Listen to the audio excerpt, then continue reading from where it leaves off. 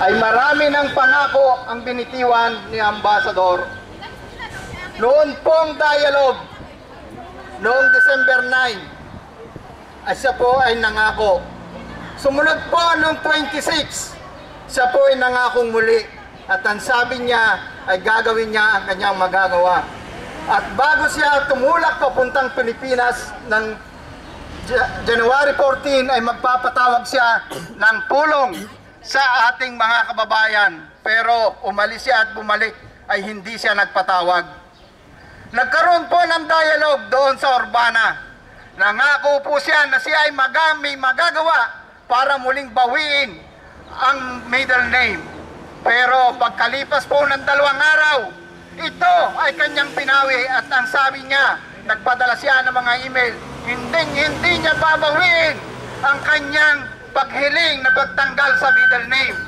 Sa mga ganyan po, anong maasahan natin sa isang pinuno na ipinadala ng ating gobyerno rito kung ang kanyang sinasabi ay hindi niya tinutupad o kung siya mismo sa loob ng simbahan ay nagsisinungaling? Ano po ang dapat natin gawin? Hindi po ba ang dapat natin gawin ay hilingin na siya mismo ay mag-resign?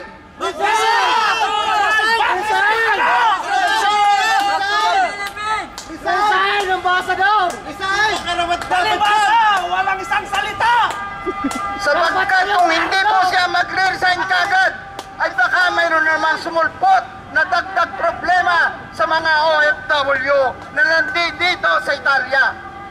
Kayo po kaya ipinadala dito ay upang protektahan ang interes ng inyong mga kababayan. Hindi para pahirapan katulad na nangyayari sa ngayon. Hindi po natin nilalahat ang opisyal sa loob ng embahada sapagkat mayroon din naman dyan na tumutulong at nagmamalakasakit sa ating mga kapwa. Pero mabibilang po yan sa daliri. Hindi katulad ng mga basta na lang tango ng tango.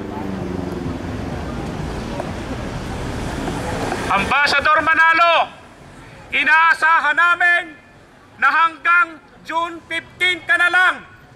At kung hindi, ay patuloy kaming magpoprotesta upang pangalagaan ang karapatan ng mga migranteng Pilipino dito sa Italia.